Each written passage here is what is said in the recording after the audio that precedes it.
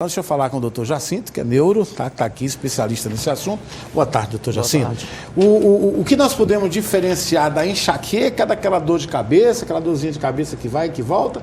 Ou o que é enxaqueca, o que é dor de cabeça, se é que nós podemos diferenciá-la, doutor? Boa tarde. Boa tarde. Bem, a enxaqueca é uma síndrome, é um conjunto de sintomas, dentre eles você tem a dor de cabeça. Mas é até possível da pessoa ter uma enxaqueca sem ter dor de cabeça. Sem ter a dor de cabeça. Vir com os outros sintomas associados. Mal-estar, alterações visuais, alterações digestivas, sudorese, outros tipos de sintomas. Mas normalmente o sintoma mais comum é a dor de cabeça. Por isso se associar tanto a enxaqueca com a dor de cabeça comum. Por que as mulheres, doutor Jacinto, de 5 a 25% das mulheres têm enxaqueca? Por que é mais comum no sexo feminino, enquanto os homens, me parece que só de 2 a 10% tem esse fenômeno? Na realidade, algumas doenças estão ligadas ao sexo, né? Você tem o aneurisma cerebral, por exemplo, é mais frequente em mulheres, notadamente por fatores hormonais que contribuem para isso. Agora, após a menopausa, tende a se aproximar essa estatística. Então, após a menopausa, a quantidade de homens e mulheres com enxaqueca normalmente se aproxima. Antes disso, pela produção dos hormônios, a tendência maior de realmente as mulheres terem mais enxaqueca. Tem alguma ligação genética, por exemplo, a síndrome da enxaqueca? A enxaqueca tem uma tendência familiar. Então, a família de enxaquecosos normalmente tem mais tendência a desenvolver a doença. É muito frequente o paciente ter a mãe, ou um tio, ou o pai, ou algum parente que seja de primeiro ou de segundo grau que esteja acompanhado com a síndrome enxaquecosa. Nós temos cura hoje para enxaqueca ou a gente consegue só administrá-la? Enxaqueca não existe cura, existe um controle atualmente com as medicações atuais, o controle medicamentoso e o controle por orientação dietética e de atividade física. Você consegue controlar e a pessoa ter uma vida normal. É a principal, o que mais leva o paciente ao consultório de neurologia atualmente é a queixa da dor de cabeça. Dor de cabeça. De longe, em torno de 80% das consultas é sobre dor de cabeça. Mesmo sendo num percentual menor, tem a náusea e tem a fotofobia, né, que também levam os pacientes a... Isso a gente chama, são sintomas associados à enxaqueca. Você pode ter distúrbios visuais, que a gente chama de aura, enxaqueca com aura. Ou seja, ela tem sintomas associados à dor de cabeça, que vem acompanhando, ou antes de iniciar o quadro da dor de cabeça, ou ao mesmo tempo, simultaneamente.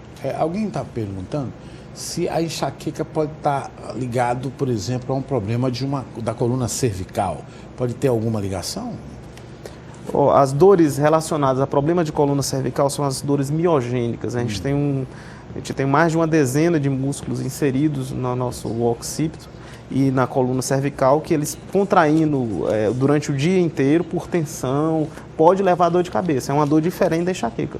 Isso aí caracteriza por dor miogênica, cefaleia, uma dor de cabeça por contração muscular. É um pouco diferente da enxaqueca. Da enxaqueca, se diferencia, né? Sim. Por exemplo, agora vamos dizer, o estresse, o jejum prolongado, por exemplo, o dormir pouco, ele ou muito, pode estar provocando mais a enxaqueca? Existem alguns fatores que são precipitantes na enxaqueca, os facilitadores.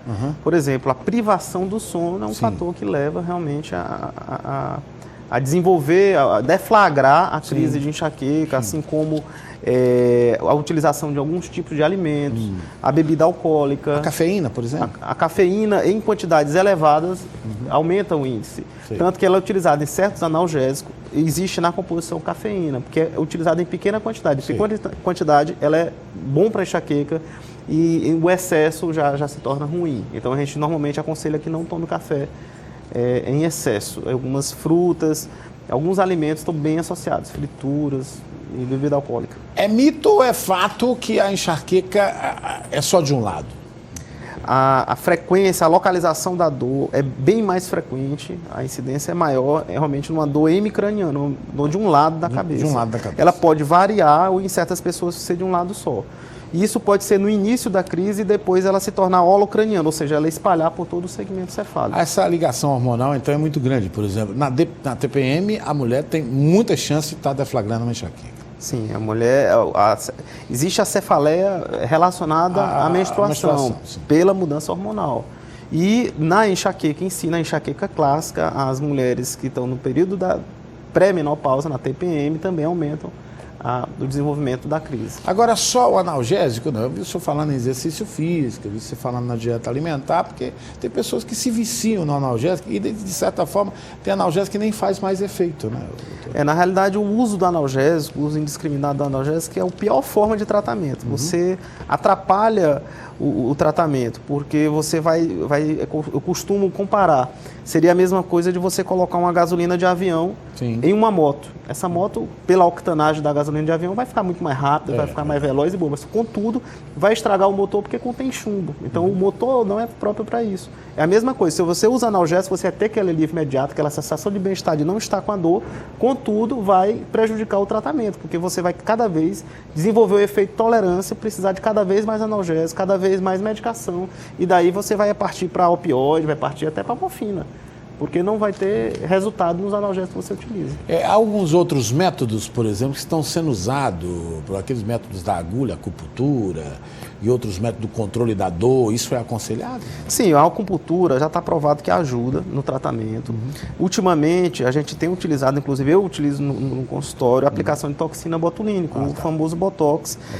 Em alguns pontos que são recomendados para o tratamento da enxaqueca. Vários pacientes que não melhoram com Não evolui, né? Não evolui com o tratamento medicamentoso, a gente faz uso desse recurso, encaminha para a acupuntura ou a gente faz a aplicação de toxina botulínica.